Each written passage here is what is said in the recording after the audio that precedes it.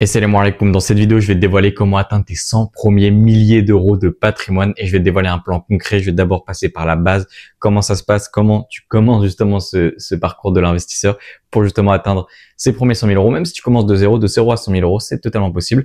Ensuite, deuxièmement, on va voir justement le terrain de jeu, donc les investissements halal, comment ils s'articulent, c'est quoi les véhicules qu'on va utiliser, comment on va investir dedans, etc. Ensuite, troisièmement, ce qu'on va voir, ça va être le plan concret étape par étape de 0 à 5 000, de 5 000 à 10 000, etc. Et ensuite, ce qu'on va voir, c'est les pièges à éviter, bien sûr, parce qu'il y aura forcément des pièges, des erreurs qu'il faudra éviter et pas faire. Et justement, on va couvrir tout ça justement dans cette vidéo. Donc avant que la vidéo commence, n'hésite vraiment pas à t'abonner et à laisser un petit like pour le référencement, ça fait toujours plaisir. Et également mets la cloche si jamais tu veux être notifié des prochaines vidéos que je pourrai sortir. Ok, donc on va commencer. Première étape, c'est la base. Et la base de toute finance personnelle, la base de tout investissement, c'est quoi? C'est l'épargne. Pourquoi? Parce que l'investissement, c'est quoi? C'est investir, c'est-à-dire tu prends ton argent, t'achètes une sécurité financière. Et donc, tu reçois la sécurité financière, que ce soit une action, que ce soit une part d'ETF, que ce soit une part de Sukuk, etc.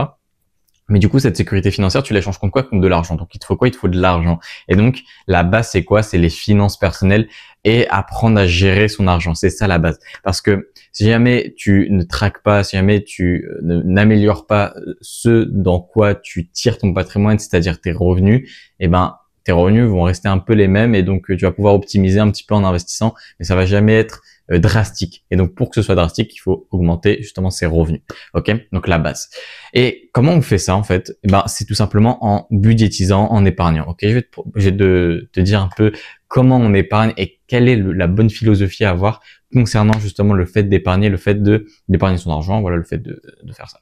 Donc en fait, pour épargner son argent, c'est très simple. Si jamais tu n'as jamais eu l'habitude, si jamais tu as zéro d'épargne et que tu penses que tu ne peux pas épargner, ce que j'aimerais que tu fasses, c'est tout simplement que tu te mettes un palier de 10%. C'est grand minimum 10%. Ok? Je veux que tu épargnes grand minimum 10% de ce que tu gagnes. Pourquoi? Parce que c'est le palier minimum qu'il faut que tout le monde puisse justement épargner parce que c'est le palier minimum. Et en fait, si jamais tu peux pas atteindre déjà ce premier palier de 10%, ce que je veux que tu fasses, c'est que tu optimises tes dépenses. Peu importe, hein, peu importe ce que tu fais, etc., tu optimises tes dépenses. T'essaies pas non plus de couper toutes tes dépenses plaisir, c'est pas l'objectif. Mais l'objectif, c'est quand même de faire une budgétisation entre tes dépenses obligatoires, plaisir et épargne et d'optimiser ce que tu peux optimiser. Je sais pas, par exemple, renégocier des contrats d'assurance, d'auto, habitation, des forfaits téléphone. En fait, tu peux littéralement faire des économies un peu partout. Et ça voilà. Après, le but, c'est quand même de faire augmenter ses revenus pour faire augmenter son épargne.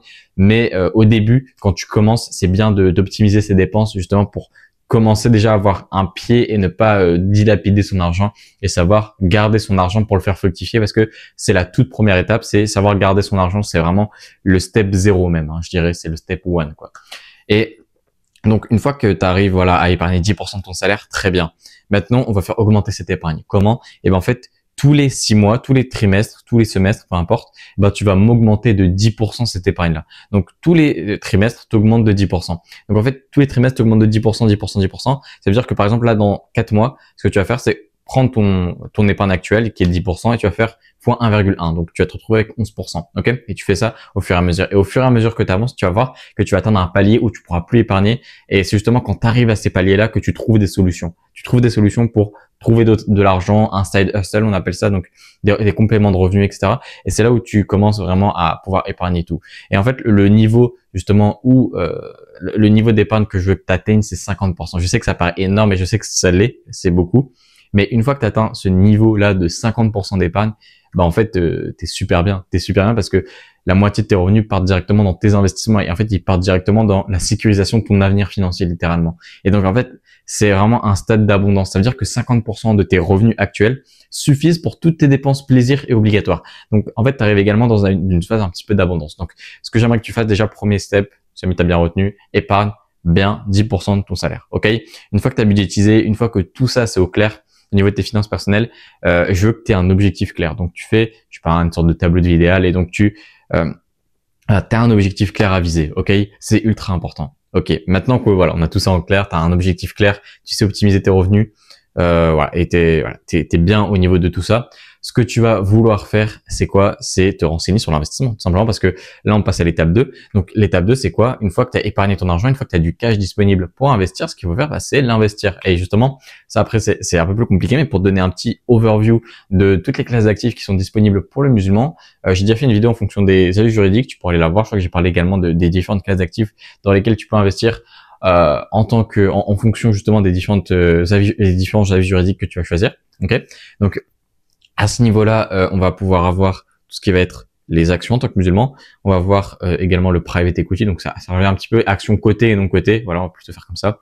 Crypto-monnaie, ça peut aussi être ok pour le musulman. Ça va dépendre forcément de la juridique que tu as décidé de choisir, mais crypto-monnaie.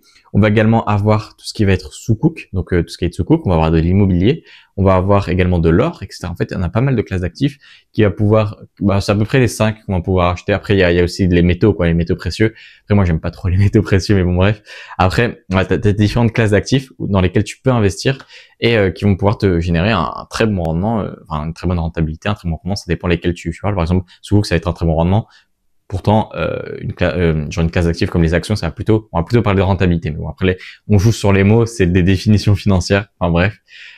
Donc voilà. En fait, justement, avec toutes ces classes d'actifs-là, tu vas pouvoir justement construire un portefeuille d'investissement, on appelle ça. Et une fois que tu as ce portefeuille d'investissement-là, tu vas pouvoir justement investir de manière mensuelle dedans. Pourquoi? Parce que tu as une épargne qui va être mensuelle. Si tu as une épargne bimensuelle, bah, tu vas investir bimensuellement. Tu vois, ce genre de choses. Par contre, ne fais jamais moins qu'un mois. Pourquoi? Parce que après, tu vas te manger les frais. Si jamais tu investis de manière hebdomadaire, c'est-à-dire toutes les semaines, tu vas te manger les frais.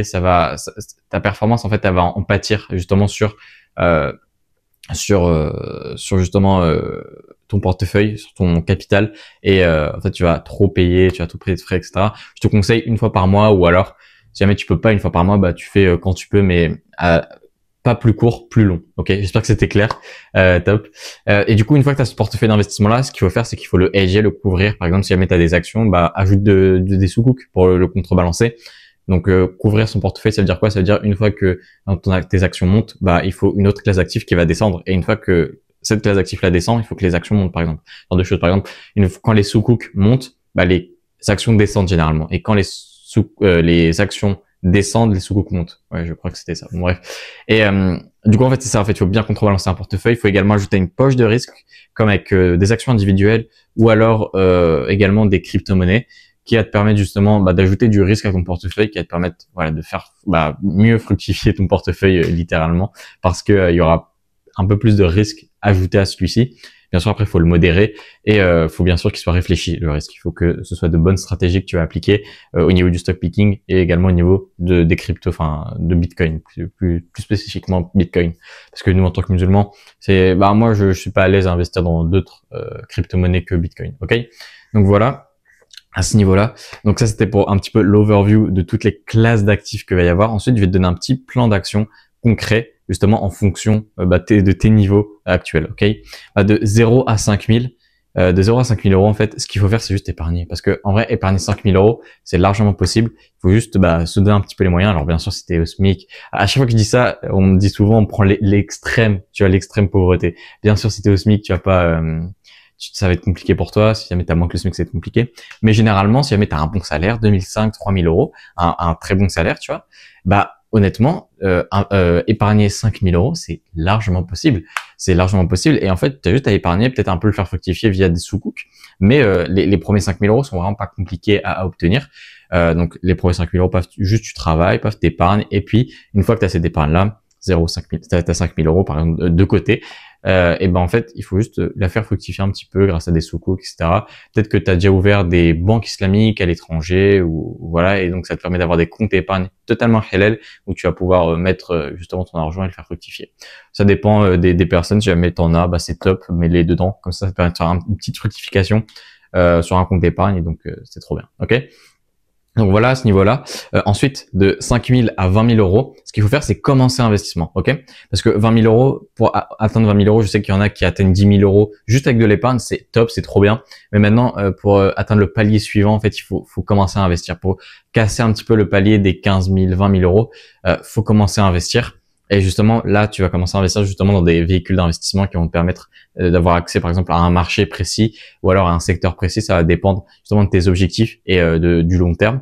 Mais ce que je veux que tu fasses, c'est vraiment investir voilà, sur le long terme. Donc, tu fais un portefeuille d'investissement comme on l'a vu dans la partie 2 là, de la vidéo.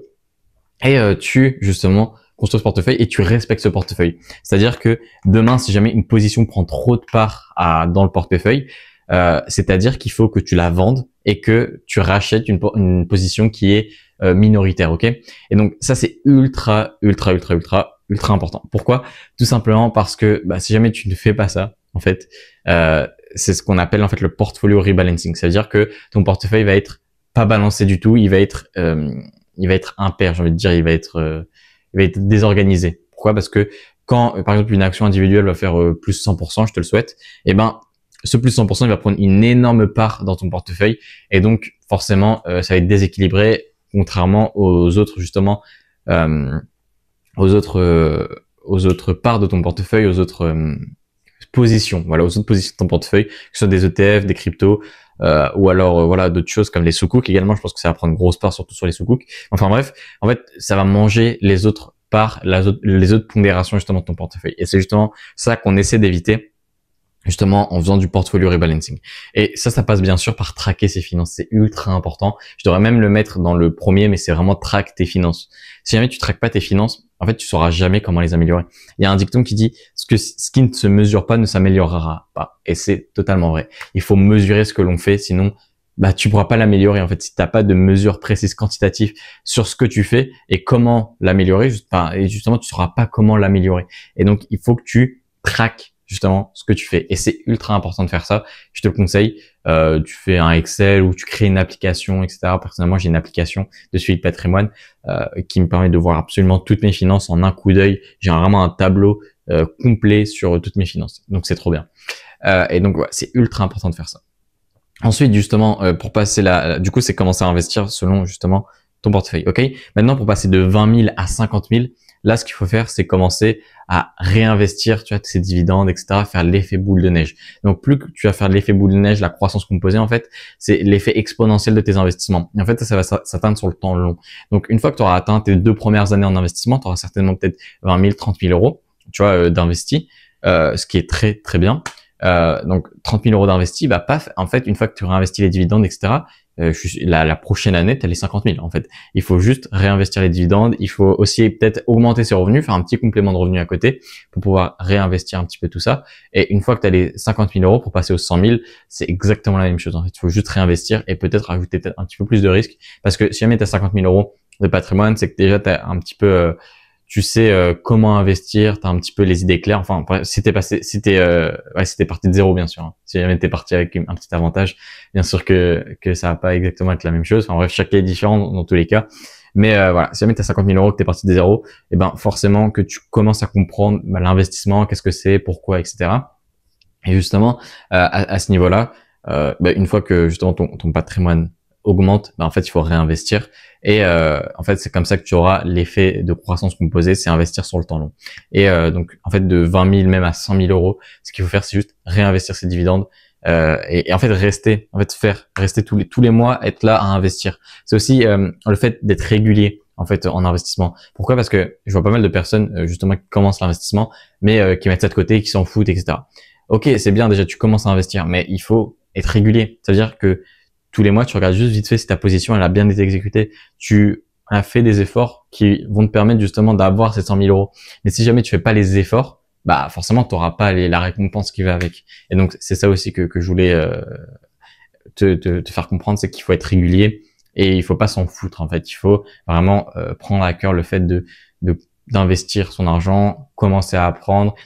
Si tu es sur cette vidéo, c'est que ça t'intéresse, tu veux vraiment le faire. Donc moi ce que je t'invite à faire, c'est juste de continuer à regarder mes vidéos, de continuer à t'informer. Si jamais tu vas aller un peu plus loin, en première ligne de description, tu vas avoir un appel audit offert que je fais financier. Genre on regarde un petit peu tes finances personnelles, tes investissements, etc. Et puis je te fais un audit patrimonial en fait totalement offert. Donc bon, ça te coûte rien, tu peux aller checker ça. Mais voilà, en fait c'est vraiment de s'intéresser, de vraiment aller chercher un petit peu plus. Ok. Et du coup, faut passer à la dernière partie de la vidéo, donc qui va être destinée vraiment aux erreurs à ne pas faire et à éviter. Premièrement, l'erreur que je vois le plus souvent, c'est de se rediriger vers du trading, les gars. Le trading, ça ne marche pas. Enfin si, le trading ça peut marcher, mais c'est pas halal. Dans tous les cas, c'est pas halal le trading. Pourquoi? Parce que tu vas trader sur des marchés futurs, des marchés CFD dérivés, et tu vas jamais en fait acheter réellement et revendre. Le trading, ça peut marcher. Pourquoi le trading? Ça veut dire quoi? Ça veut dire acheter et revendre. Ok? Bah c'est trop bien. Si tu fais ça tous les jours, c'est du commerce. Ok? Maintenant, il y a des règles en commerce en islam, et les règles du commerce ne sont pas en adéquation avec justement les propriétés des CFD, des contrats à terme, des contrats futurs, ce genre de choses. Tous les contrats dérivés ne sont pas du tout en adéquation avec justement les règles du commerce en islam, et puis même les règles de la finance islamique en général. Ok? Donc c'est pour ça que ce n'est pas légiféré en islam le fait de traiter sur des marchés dérivés. Ok? Voilà, le trading. Et en plus de ça, les trading, il y a beaucoup d'arnaques, honnêtement. Je vois, honnêtement, j'accompagne des dizaines de frères, justement, dans leurs investissements et leurs finances personnelles. Et j'ai fait des centaines d'appels, justement, avec des frères qui souhaitaient investir. Et en fait, je me suis rendu compte à quel point, en fait, il y a beaucoup de gens, en fait, qui arnaquaient les gens en trading. Sauf qu'en fait, on n'entend jamais leur voix. On entend toujours les personnes qui ont réussi, qui ont eu un coup de bol, etc., qui ont pris le bon trade au bon moment dans leur canal de Telegram. Je parle des gens qui ont un canal Telegram. Je sais pas si c'était le nom, parce que sinon je vais me faire strike, je pense. Enfin bref, donc un canal Telegram et qui vendent justement des signaux de trading qui sont soi-disant halal, ou alors des signaux de trading sans prétention que ce soit halal. En fait, ce qu'ils font, c'est juste du copy trading. Ça veut dire quoi? Ça veut dire que eux, ils sont affiliés à un broker, et en fait, ils gagnent leur argent à travers l'affiliation, et ils ne gagnent pas leur argent à travers le fait que tu fasses des trades. Donc en fait, le fait de faire du trading, c'est pas halal et c'est pas rentable. Pourquoi? Parce que justement, dans les appels que j'ai eu avec des frères, il y en a aucun qui gagnait de l'argent en trading. Ok, il n'y en avait aucun. Tout le monde s'est fait arnaquer. Littéralement, tout le monde qui avait commencé le trading via justement ces canaux Telegram avait perdu de l'argent. Donc voilà, c'était juste pour clarifier un petit peu ce point-là. Ok. Ensuite, c'est aussi vouloir aller trop vite en investissement. C'est justement, ça rejoint un petit peu ce point-là de trading. C'est vouloir essayer de gagner rapidement. Sauf qu'en fait, quand tu regardes les plus grands investisseurs, Warren Buffett, Peter Lynch, Benjamin Graham, que tu regardes William Hill, enfin bref, tous les grands investisseurs, ils n'investissent jamais pour du court terme. Ils investissent tout le temps pour du long terme. Long terme, moyen terme, c'est pareil, entre 4 et 7, minimum, grand minimum 5, 7 ans, tu vois. Ils investissent jamais, mais jamais pour du court terme, faire du trading, etc. C'est toujours sur des visions long terme. Et plus tu as une vision long terme, en fait, et plus tu vas faire d'argent, c'est mathématique. Regarde tout ce qui va être Jeff Bezos, lui, il a une très grosse, enfin, il a une vision long terme qui est gigantesque, il a une très grande vision long terme, et avec Amazon, notamment. Et donc, en fait, sa vision long terme, c'est ce qui lui permet de faire des milliards, en fait. C'est parce qu'il a une vision tellement long terme. Et une fois que tu as une vision genre super long terme, que tu vois vraiment bien plus au-dessus de toi que l'année prochaine ou le mois prochain, en fait, tu comprends que tu comprends qu'en fait tu vas faire de l'argent parce que tu as une vision tellement long terme que en fait, tout ce qui va être croissance composée, tout ce qui va être le fait de faire fructifier son épargne, etc., de réinvestir, en fait, c'est quelque chose qui va être inné, c'est quelque chose que tu sauras et donc que tu vas le faire. Et en fait, en le faisant, c'est ça qui crée la richesse, justement. C'est le fait de rester dans le marché, le fait de réinvestir, le fait d'être là tout le temps. C'est ce que Warren Buffett il dit. Il a une très bonne citation qui dit "Time in the market, c'est beaucoup mieux que timing the market." Ça veut dire que essayer de timer le marché, c'est de faire comme les traders, de timer le marché. C'est beaucoup moins rentable que d'essayer juste d'être dans le marché, d'être dedans, d'investir dedans, de faire fructifier son épargne en mettant justement ses billes dans le marché. Ok. Donc voilà, voilà. Ensuite, peut-être une dernière, un petit dernier. J'ai pas trop en tête là, mais les erreurs. De toute façon, il y en a plein. Hein. C'est aussi le fait de ne pas. Honnêtement, j'ai envie de dire le fait de ne pas se faire accompagner par un conseiller. Mais bon, après ça fait un peu trop vendeur parce que je suis conseiller. Mais mais voilà. Mais c'est vrai qu'il y a pas mal d'erreurs que je vois dans des revues de patrimoine. Ouais, je le fais tout. Il y a pas mal d'ego en fait à le faire tout seul. Mais c'est totalement ok, hein, tu le fais tout seul si t'as envie. Mais en fait, le truc, c'est que généralement, il y a des petites erreurs. Et en fait, ces petites erreurs, elles te coûtent. En fait, vu qu'on parle d'investissement, on parle de long terme, elles te coûtent des dizaines de milliers d'euros par an. Et en fait, le fait de faire tout seul, de par exemple passer par une société d'investissement, je dis n'importe quoi, en fait, elle va te facturer des frais. Et en fait, ces frais-là, ils vont s'additionner, par exemple, au cours du temps. Par exemple, pour te donner un petit exemple, j'avais une cliente qui était venue vers moi et qui a dit, ouais, j'avais fait des simulations avec Lina Finance. Ah mince, j'ai dit le nom. Bon, bref, c'est pas grave. J'ai fait des simulations avec Lina Finance et voilà, on me promettait 300, 400 000 euros. Ok, trop bien. Moi, j'ai fait la simulation pour elle en faisant un portefeuille classique avec la croissance structurelle comme d'hab. Moi, je vends jamais de rêve. On avait vu 800 à 900 000 euros. Vraiment, pour le coup. Et du coup, je me suis dit, mais les 400 000 euros, du coup, c'est Lina qui les prend dans sa poche. Je l'ai questionné, je lui ai dit, c'était combien les frais, comme ça? C'était 3%. 3% par an de frais de gestion. C'est gigantesque, c'est énorme. Et donc, En fait, elle se faisait carotter 400 000 euros dans l'histoire. Et donc, bah justement, après, elle est devenue cliente. Mais c'est fou quand même d'y penser que en fait, les sociétés d'investissement sont uniquement là pour te manger des centaines de milliers d'euros sur ton dos. Euh, alors que voilà. Et après, voilà, c'est ça qu'il faut bien choisir le professionnel, bien choisir le conseiller, prendre quelqu'un d'indépendant qui ne prend pas de pourcentage, qui est vraiment payé soit au résultat, c'est-à-dire voilà des paiements unitaires forfaitaires, ok, pas des paiements voilà, sur les performances, parce que ça peut amener des conflits d'intérêts, etc. Et c'est vraiment pas optimal, ok. Donc voilà à ce niveau-là, et donc voilà, et essaie de voilà, d'avoir l'esprit ouvert. Si jamais on propose voilà un audit gratuit, bah n'hésite pas à le prendre. En fait, il y a quelqu'un, un professionnel qui te le propose, bon, prends-le, hein, ça va toujours te servir hein, dans tous les cas, Inch'Allah. Enfin bref, voilà, j'en ai fini avec cette vidéo. Si jamais tu as des questions, n'hésite vraiment pas à les mettre en commentaire. Moi, je réponds à tous les commentaires. Voilà, n'hésite vraiment pas. Hop, et si jamais voilà, tu as des interrogations, des remarques, etc., n'hésite vraiment pas. Ok. N'hésite pas à liker également la vidéo pour qu'elle soit référencée, la partager. Je sais qu'on partage pas souvent les vidéos, même moi le premier, hein, mais en fait, franchement, c'est bien. Si jamais, en fait, on pense des fois à quelqu'un quand on regarde une vidéo, bah, en vrai, autant lui envoyer. Comme ça, moi, c'est bénéfique. Hein, ça va peut-être lui servir pour ses investissements, etc. Donc voilà. Allez, moi, du coup, je te dis à la prochaine. Salam alaikum wa rahmatullahi wa barakatuh.